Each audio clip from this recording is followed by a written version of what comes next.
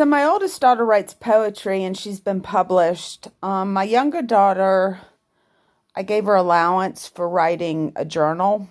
I had her do research on Greek. I had her read Delars' Great Greek Myths and write a summary of it. Or if she chose to, she could write her own journal entry about herself. And I don't know what public schools are doing, but handwriting is very important. Literature, letters, documentation, collections of the soul speak. So your ideas are only transmittable if you can connect the dots and transmit them to other people.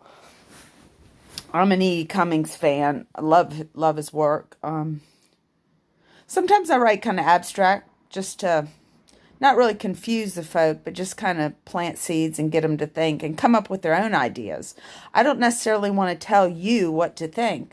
I just want to connect ideas and see if you come up with a creative outlet yourself. And sometimes I do. I just say this is what is. But nothing really is what it is. It is what you make of it. And that's the thing about attitude.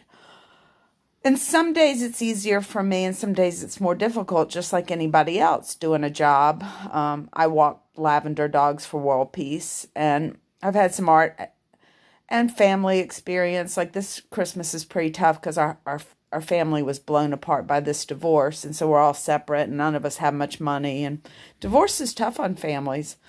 And so I know, too, in the neighborhoods of poor city people that their families are very broken, a lot of them. And a lot of the grandmothers really hold that family together. But, I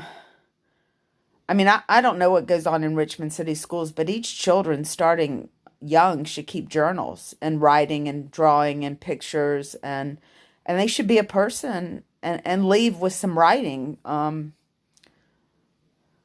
know one of my favorite books is my third grade teacher, Miss Sheffer. She's so funny. And, they don't get paid much to be funny, but she was. She made the kids laugh. She was pretty lighthearted. And both my children, Morgan and James, had her, and they both liked her.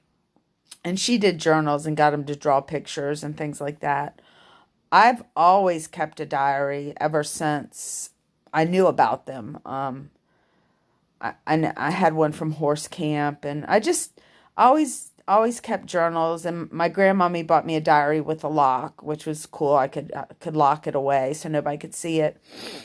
But I think if the families aren't doing that, the writing with their children, see, for me, she cleaned. That was just part of the deal. Is you clean the house, you do the yard work, things like that. We all take part in that. But if you want to get paid, I want you to write me an essay.